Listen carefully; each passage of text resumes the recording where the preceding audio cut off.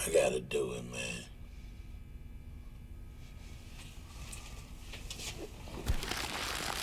I get it. Okay. All right, well, you better hurry, because I'm burning 10 grand a minute till you get here, starting right now. I said I'm coming.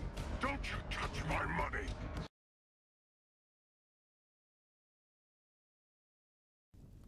Stay a little longer? Yeah, I got a long trip ahead of me. 2 hours? I'll give you another $10,000.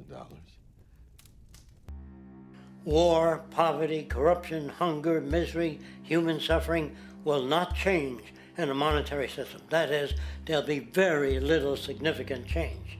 It's going to take the redesign of our culture, our values, and it has to be related to the carrying capacity of the earth, not some human opinion or some politician's notions of the way the world ought to be, or some religious notions of the conduct of human affairs.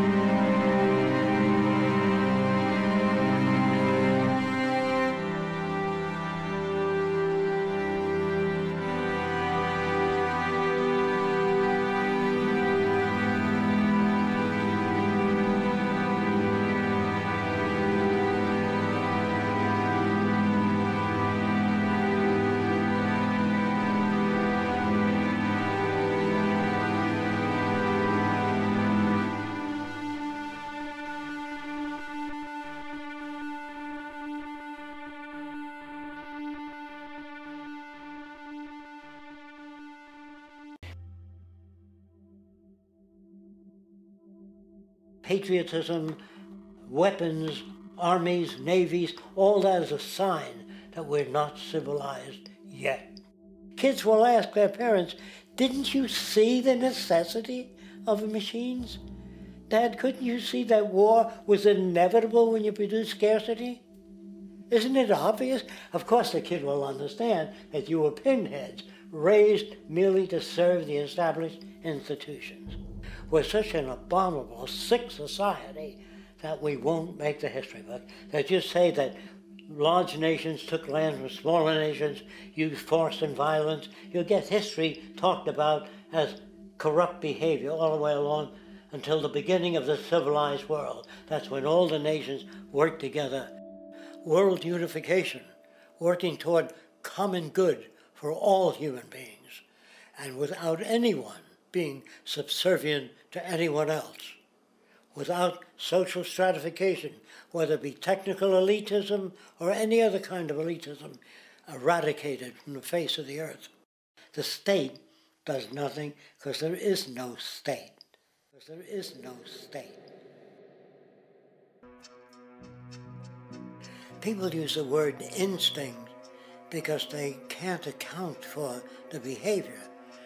They sit back and they evaluate with their lack of knowledge, and they say things like, humans are built a certain way, greed is a natural thing, as though they've worked for years on it, and it's no more natural than wearing clothing. What we want to do is to eliminate the causes of the problems, eliminate the processes that produce greed and bigotry and prejudice and people taking advantage of one another and elitism, eliminating the need for prisons and welfare. We have always had these problems because we have always lived within scarcity and barter and monetary systems that produce scarcity. If you eradicate the conditions that generate what you call socially offensive behavior, it does not exist. The guy said, well, isn't that inborn? No, it's not. There is no human nature, there's human behavior, and that's always been changed throughout history. You're not born with bigotry and greed and corruption and hatred. You pick that up within the society.